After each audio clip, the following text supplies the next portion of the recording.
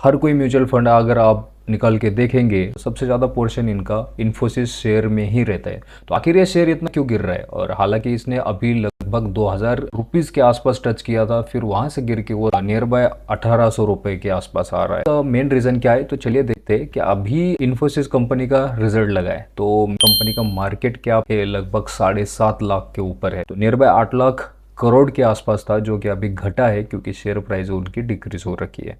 तो अभी जो उसका पी चल रहा था तो इसके ऊपर चल रहा था, और फिलहाल अभी उसका पी चल रहा है 27.3। इंडस्ट्री पी है 32, जो अभी रिजल्ट लगा है। तो अभी वो रिजल्ट भी देखते हैं कि आखिर ऐसा क्या हुआ है रिजल्ट में, क्या बेकार लगा है रिजल्ट या क्या हुआ है। जो रिजल्ट लगा है, balance sheet, profit and loss statement, उसी के साथ साथ क्या डेट बढ़ा है, क्या दिक्कत आई है कंपनी में, सब कुछ हम देखेंगे इस वीडियो में। तो बने रहिए आखिरी तक। सब्सक्राइब नहीं किया अभी तक चैनल को तो ज़रूर सब्सक्राइब करिए, क्योंकि ऐसे ही इंटरेस्टिंग वीडियोस, नॉलेजेबल वीडियोस लगातार आते रहेंगे आपके लिए। बुक वैल्यू 213 है, डिविडेंड यील्ड 2% का दे रही है कंपनी।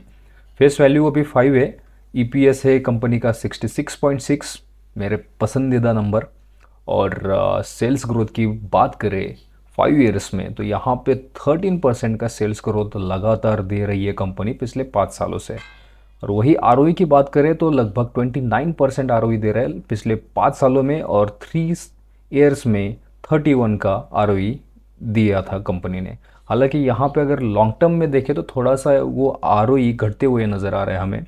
सेल्स ग्रोथ की भी बात करें तो 3 साल में 15% का दिया है, और अभी 5 ईयर्स की सेल्स ग्रोथ देखें तो 13% का दिया है। तो सेल्स ग्रोथ में भी हमें डिक्रीज होते हुए देखने को मिल रहा है कंपनी में, क्योंकि अमेरिका में कुछ दिक्कत चल रही है और कंपनी का जो मेन बिजनेस आ रहा है वो वेस्टर्न कंट्रीज से ही आ रहा है। तो वहाँ पे वेस्टर्न कंट्रीज़ में कुछ दिक्कतें हैं, उसी की वजह से वो इन कंपनियों को आईटी सेक्टर में कोई बड़े बड़े ऑर्डर नहीं मिल रहे। बट ये 5 साल का देखिए तो जब लॉकडाउन के बाद जो कंपनी को बहुत सारे ऑर्डर मिल रहे थे, उसी की वजह से यहाँ पे लॉन्ग टर्म में हमें ज़्यादा ऑर्डर वैल्यू देखने को मिल रहा है। अभी चलते बैलेंस शीट के ऊपर। तो अगर आप ये चार्ट देखें तो यहाँ तक आया था 2007 रुपीज़ से, घटते घटते नियर बाय 1800 आ रहा है। वहीं पे अभी हम कंपनी का डेट की बात करें तो कंपनी के ऊपर कुछ भी डेट नहीं है। जैसे कि आप यहाँ पे देखिए कि कंपनी के ऊपर बस 8221 रुपीज़ का डेट है, और मार्केट कैप है 7.5 लाख करोड़ का। जितना कंपनी का क्वार्टरली प्रॉफिट हो रहा है या रेवेन्यू जनरेट कर रही है उसके हिसाब से कुछ भी नहीं है लोन, तो उतना तो चलता है। वही अगर हम कंपनी के अभी जो पीयर कॉम्पिटिटर की बात करें तो वहाँ पे आप उनका मेन कॉम्पिटिटर है टीसीएस। तो टीसीएस का मार्केट कैप है 15 लाख करोड़, और जो कि हमें यहाँ पे इन्फोसिस का देखने को मिल रहा है 7.5 लाख करोड़ का। मतलब मार्केट कैप के हिसाब से अगर देखें तो डबल कंपनी है इन्फोसिस से टीसीएस। वही डिविडेंड यील्ड की बात करें तो टीसीएस कम डिविडेंड दे रही है, इन्फोसिस ज़्यादा दे रही है। Net profit quarter on quarter अगर देखिए तो 6822 रुपीज़ का प्रॉफिट जनरेट किया है इन्फोसिस ने, वहीं पे 12,444 रुपीज़ का नेट प्रॉफिट जनरेट किया। हालांकि अगर यहाँ पे मार्केट कैप के हिसाब से देखें उसके हिसाब से टीसीएस का ज़्यादा प्रॉफिट है, बट मार्केट कैप के हिसाब से इन्फोसिस का ज़्यादा प्रॉफिट है। आप परसेंटेज वाइज देख सकते हो, इसको पॉज करके आपको समझ में आ जाएगा ऐसा मैं क्यों कह रहा हूँ। वहीं पे क्वार्टर प्रॉफिट परसेंट में देखें तो इन्फोसिस का 11.46% आ रहा है, वहीं पे 5% आ रहा है टीसीएस का। सेल्स क्वार्टर ऑन क्वार्टर की बात करें तो 64,000 टीसीएस का है और 41,700 इन्फोसिस का है। तो यहाँ पे अगेन हमें इन्फोसिस ज़्यादा सेल्स करते हुए नज़र आ रही है, क्योंकि मार्केट कैप है टीसीएस का सबसे ज़्यादा, पी ज़्यादा मांग रही है टीसीएस, बट इन्फोसिस सस्ते में मिल रही है।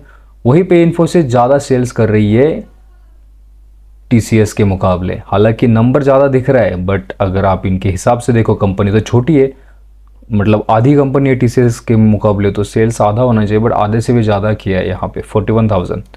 इनका है 64,000, तो 64,000 का हाफ कितना होता है 32, राइट। बट यहाँ पे कितना है 61,700 करोड़, तो बहुत ज़्यादा है उसके हिसाब से। तो इसी की वजह से जो म्यूचुअल फंड रहते हैं इस कंपनी में ज़्यादा पोर्शन रखते हैं, क्योंकि उनको टीसीएस के मुकाबले इन्फोसिस ज़्यादा सेल करते हुए नज़र आ रही है, और वो यहाँ पे इन्फोसिस में ज़्यादा फ्यूचर ये उनको दिखाई दे रहा है जो म्यूचुअल फंड के मैनेजर रहते हैं। तो और वहीं पे अगर जिन्होंने जो लोग लगातार एसआईपी करते हैं, अभी उनके जो एसआईपी की जो वैल्यू रहेगी टोटल, वो घटते हुए नज़र आ रही होगी। पिछले कुछ महीनों में आपको या लास्ट मंथ में ज़्यादा दिखाई दे रही थी, अभी वो आपको कम होते हुए दिखाई देगी। हालांकि उतना नहीं होगा कम, बट डिक्रीज होते हुए देखने को मिल रहा है आपको। तो वहीं पे अगर हम यहाँ पे डायरेक्टली इसके क्वार्टरली रिजल्ट पे आ जाए तो आप देख सकते हैं यहाँ पे दिसंबर 2024 तो सेल्स कितना हुआ था कंपनी का, 41,764 करोड़ का। और पिछले साल दिसंबर क्वार्टर में सेल हुआ था 38,821 करोड़ का। आपको लग रहा है कि यहाँ पे तो प्रॉफिट बढ़ते हुए नज़र आ रहा है, क्वार्टर ऑन क्वार्टर भी बढ़ते हुए नज़र आ रहा है। 41,000 था पिछले क्वार्टर, अभी ये 41,764 करोड़, राइट।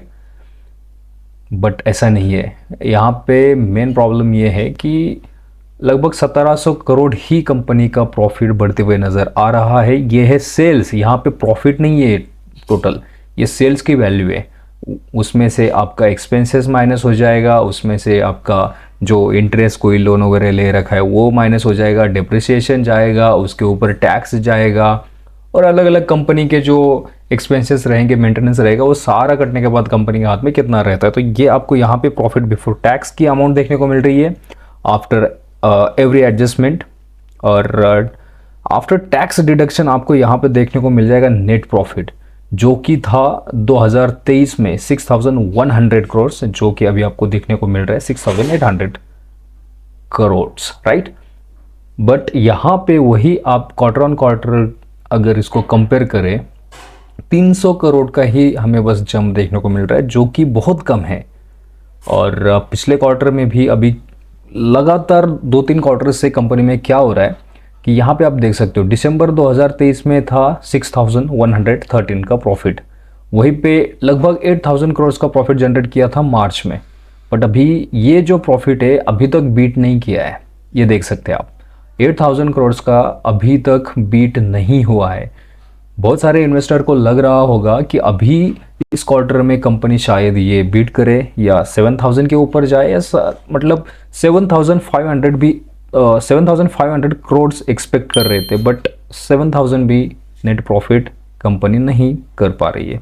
तो उसी की वजह से हमें ईपीएस में भी डिक्रीज होते हुए देखने को मिला है लगातार। आप यहाँ पे देख सकते हैं, पहले था ईपीएस, ये डेट थोड़ा मैं ऊपर ले लेता हूँ, दिसंबर 2022 में 15.70 था, जो कि फिर दिसंबर 2023 में 14.71 देखने को मिल रहा है, और फिर 19 पे जो देखने को मिल रहा था हमें 2024 में। और उसके बाद से जो ईपीएस है हमें वो बीट होते हुए नहीं दिखाई दे रहा है। उसी की वजह से इन्वेस्टर यहाँ से सेलिंग करते हुए नज़र आ रहे हैं हमें, क्योंकि ये अगर आप परसेंटेज में देखिए तो 7% से भी कम है यहाँ पे, या 7.5% के आसपास ईपीएस बढ़ते हुए नज़र आ रहा था। हालांकि जो पहले था ईपीएस लगभग 10% के ऊपर बढ़ते हुए नज़र आ रहा था क्वार्टर ऑन क्वार्टर। हालांकि एक क्वार्टर चलता है ऊपर नीचे, बट ये लगातार हो रहा है। पिछले 3 क्वार्टर से आपको ये देखने को मिल रहा है, अभी दिसंबर क्वार्टर के रिजल्ट के मुकाबले अगर ये इसमें इंक्लूड करें तो 19 का जो ईपीएस था जो अभी तक बीट नहीं कर पाई है कंपनी। तो उसी की वजह से कंपनी में सेलिंग का प्रेशर आते हुए नज़र आ रहा है। और वहीं पे टैक्स की बात करें तो कंपनी टैक्स 29% पे जा रहा है, जो कि पहले था 26%, 28%, और लगातार इसका जो टैक्स है वो ज़्यादा पे कर रही है कंपनी, मतलब परसेंटेज वाइज देखें तो। और उसी के साथ साथ नेट प्रॉफिट की बात करें तो वो भी अभी तक ज़्यादा नहीं बढ़ते हुए नज़र आ रहा है। हालांकि आप यहाँ पे 2021 दिसंबर क्वार्टर की बात करें नेट प्रॉफिट का तो 5,822 करोड़ था, जो कि वहीं पे दिसंबर 2022 में 6,586 है। मतलब ये जम देख सकते हैं आप, अमाउंट पे मत देखिए, यहाँ पे परसेंटेज वाइज अगर देखेंगे तो आपको ज़्यादा जम दिखाई देगा। वहीं पे अगर आप यहाँ पे अगर देखें 6,113 के मुकाबले 6,822 करोड़, परसेंटेज वाइज यहाँ पे कम जम दिखाई दे रहा है। इसी की वजह से हमें 5 ईयर में ज़्यादा इनके जो आरओई है, आरओसी है, सेल्स ग्रोथ है ज़्यादा दिखाई दे रहे हैं, और 3 ईयर्स में देखेंगे तो कम देखने को मिलेगा, और 1 ईयर का देखेंगे तो और भी कम देखने को मिल रहा है। उसी की वजह से यहाँ पे इन्वेस्टर बेचते हुए नज़र आ रहे हैं, और इसमें कुछ और दिन सेलिंग का प्रेशर देखने को मिल सकता है और आने वाले समय में फिर से यहाँ पे एक करेक्शन अच्छा खासा देखने को मिल सकता है हमें इस कंपनी में। और बट अभी जो पी मिल रहा है टीसीएस के मुकाबले थोड़ा सस्ता ही रहता है हमेशा, और अभी भी है।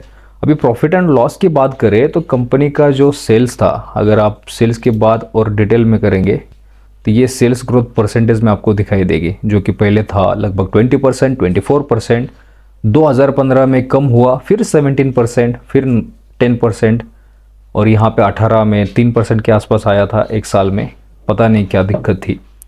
और 2019 में फिर से 17%, फिर 10% के नीचे लगभग 10% है। मतलब आप यहाँ पे देख सकते हैं कि 10% के एक, हालांकि एक आध साल वगैरह छोड़ेंगे आप तो 10% के ऊपर ही है, या 10% के अबो ही आपको सेल्स ग्रोथ देखने को मिल रही थी। बट यहाँ पे ये सिलसिला चलता आ रहा था 2022 तक, और 2023 में भी 20% दिया है, बट 2024 में 4.70%। हालांकि अभी इस ईयर में अगर देखेंगे टोटल वगैरह, अभी मार्च में देखते हैं कंपनी क्या करती है। अगर इस साल भी ये 10% के नीचे आता है तो दिक्कत की बात होगी, और भी ज़्यादा प्रेशर में सेलिंग आ सकती है इस कंपनी में। क्योंकि अगर आप यहाँ पे देखिए 10% के नीचे क्या पहली बार आया है क्या? नहीं, बहुत साल में आया है ऐसा। यहाँ पे भी आया है 2015 में, बट अगले साल उसका डबल से भी ज़्यादा इसने रिकवर किया है, 3 टाइम्स मोर। वहीं पे फिर 2017 में 10 के नीचे आया है, बट बहुत कम है, इतना ज़्यादा डिफरेंस नहीं है। फिर 2018 में आया है, तो ये इसको तो आप मान लेंगे, क्योंकि अगर आप ऑल्ड हटा देंगे एज पर अकाउंटिंग रूल्स तो हम इसे 10% ही मानते हैं, राइट। अगर 9.50 के ऊपर है तो 10% ही मानेंगे, या 10 ही पकड़ेंगे, या 10.50 रहेगा तो 11 पकड़ेंगे, तो उसके हिसाब से 10 ही है। और फिर 2018 में 3 के नीचे आया था, मतलब 3 ही था, और बट मार्च में अगेन उसको बीट कर दिया। अभी यहाँ पे देखने की बात होगी कि अगर ये 9 के नीचे आता है तो ज़्यादा प्रेशर आ सकता है यहाँ पे, क्योंकि क्वार्टर ऑन क्वार्टर रिजल्ट खराब आते हुए नज़र आ रहा है। यहाँ पे क्या हुआ था, अगले क्वार्टर में जंप बहुत बड़ा दिखाई दे रहा था, बट यहाँ पे ऐसा होते हुए नज़र नहीं आ रहा है। वहीं पे ऑपरेटिंग प्रॉफिट की भी बात करें तो लगातार बढ़ते हुए नज़र आ रहा था, बट यहाँ पे कहीं पे कंपनी थम सी गई है। 35,000 2023 के बाद कंपनी लगातार थम सी गई। आप यहाँ पे देख सकते हैं कितना डिफरेंस है। यहाँ पे देखिए 18,000, 20,000, 22,000, फिर डायरेक्ट 27,000, लगभग 28,000 है, फिर 31,000, फिर 35,000, बट यहाँ पे क्या हो रहा है 36, 38। मतलब 3, 4, 5 हज़ार से ग्रोथ देखने को मिल रहे थे हमें ऑपरेटिंग प्रॉफिट में, और अभी कम होते हुए नज़र आ रही है। अगर आप यहाँ पे कंपाउंडेड प्रॉफिट ग्रोथ की भी बात करें तो 10 ईयर्स में ओनली 9% है, 5 ईयर्स में 11% है, 3 ईयर्स में 10% है। और अभी फ़िलहाल दिस ईयर थोड़ा ज़्यादा दिखाई दे रहा है, क्योंकि यहाँ पे कंपनी का शेयर जो है बहुत ही अच्छा खासा रिटर्न दिया है। उसी की वजह से भी इन्वेस्टर यहाँ पे सेलिंग करते हुए नज़र आ रहे हैं, क्योंकि उनको अच्छा खासा प्रॉफिट अभी उनको दिखाई दे रहा है, और उसी की वजह से वो सेल कर रहे हैं। ऊपर से कंपनी के रिजल्ट भी ख़राब आ रहे हैं, ईपीएस भी ज़्यादा बढ़ते हुए नज़र नहीं आ रहे एज़ पर परसेंटेज वाइज। और स्टॉक की प्राइस की भी बात करें तो 13% से बढ़ी है पिछले 10 साल में, 5 ईयर्स में 19% से बढ़ी है, 3 ईयर्स में 0% से बढ़ती हुई नज़र आ रही है, और पिछले 1 साल में 10% बढ़ी है। तो इसकी वजह से एवरेज अगर 10 साल पहले किया होता तो 13% से इंक्रीज होते हुए नज़र आ रहे हैं। उसी के साथ साथ 2% से 3% डिविडेंड यील्ड भी मिल रहा है आपको एवरी ईयर। और रिटर्न ऑन इक्विटी की भी बात करें तो 10 साल में 27% था, 5 ईयर्स में 29% है, 3 ईयर्स में 31% है। बट यहाँ पे रिटर्न ऑन इक्विटी हमें उल्टा देखने को मिल रहा है। एज पर सेल्स की ग्रोथ की बात करें तो वहाँ पे लंबे टाइम फ्रेम में हमें ज़्यादा दिखाई दे रहा था, और छोटे टाइम फ्रेम में कम दिखाई दे रहा था, और छोटे टाइम फ्रेम पे और भी कम दिखाई दे रहा था। बट यहाँ पे वैसा नहीं हो रहा है, यहाँ पे उल्टा हो रहा है। रिटर्न ऑन इक्विटी हमें ज़्यादा है, मतलब स्टॉक ने रिटर्न दिए हैं अच्छे, बट सेल्स में वैसा नहीं हो रहा है। सेल्स में घटते हुए नज़र आ रहा है यहाँ पे कंपनी का सेल्स वगैरह। बैलेंस शीट की बात करो तो यहाँ पे अगर कंपनी के पास रिजर्व बढ़ रहे या घट रहे वो भी देखेंगे, क्योंकि शायद और क्या बात हो सकती है यहाँ पे, डेट की हो या रिजर्व की हो। तो आप देख सकते हैं कंपनी का जो रिजर्व है पहले 74 था, फिर कम होते हुए नज़र आ रहा है 2022 में, 2023 में 73, फिर 2024 में 86,000 और 88,000। मतलब रिजर्व तो लगातार बढ़ रही है, कोई कंपनी रिजर्व नहीं कम कर रही है। इसके पहले रिजर्व कम किए थे क्या कंपनी ने? तो जी हाँ, इसके पहले रिजर्व कम किए थे, बट अभी तो वैसा होते हुए नज़र नहीं आ रहा। तो कंपनी के पास कैश की तो कोई कमी नहीं है। इक्विटी की बात करें तो ये तो कोई दिक्कत की बात नहीं है। बस बोरोइंग की बात करें तो यहाँ पे कंपनी के पास ये तो ना के बराबर है, आप इसको इग्नोर कर सकते हैं डायरेक्टली।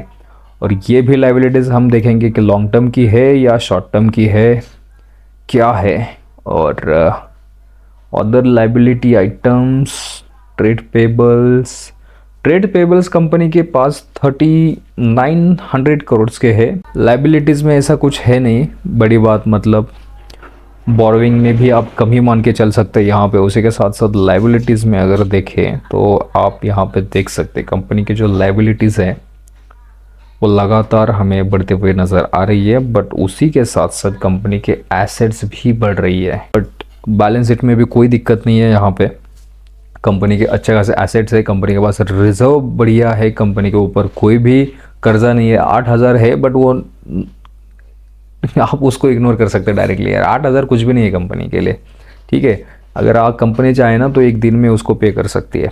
कंपनी के पास रिजर्व कितने हैं, तो कंपनी के पास रिजर्व 88,000 है और लोन कितना है 8,000, ऐसे ही पे कर सकती है। मेन दिक्कत यही है कि जो वेस्टर्न कंट्रीज़ में कुछ दिक्कतें चल रही है, उनको ऑर्डर फ्लो नहीं मिल रहा है बढ़िया सा, उसी की वजह से प्रेशर आते हुए नज़र आ रहा है। वहीं पे इन्वेस्टर को अच्छा खासा रिटर्न भी दिखाई दे रहा है और ये प्रेशर आ रहा है, ईपीएस नहीं बढ़ रहा है परसेंटेज वाइज, और आरओसी वो भी हमें लॉन्ग टर्म के हिसाब से घटते हुए नज़र आ रही है। उसी की वजह से कंपनी यहाँ पे जो इन्वेस्टर है वो सेलिंग करते हुए नज़र आ रहे हैं, क्योंकि उन्हें लग रहा है कि अच्छा खासा प्रॉफिट अभी तक हो रखा है, कहीं और पे लगाते हैं। गोल्ड हालांकि अभी ऊपर बढ़ रहा है, तो ये यहाँ से निकाल के वहाँ पे डाल सकते हैं, क्योंकि आने वाले समय में अभी लास्ट क्वार्टर में भी कुछ रिजल्ट अगर बुरे आए तो कंपनी और भी नीचे जा सकती है। तो वो सेफ साइड के लिए यहाँ पे सेलिंग करते हुए नज़र आ रहा है। उसी वजह से कंपनी के जो शेयर की प्राइस है उसमें हमें प्रेशर देखने को मिल रहा है। तो अगर आपके कुछ भी डाउट है तो आप कमेंट करके ज़रूर पूछ सकते हैं।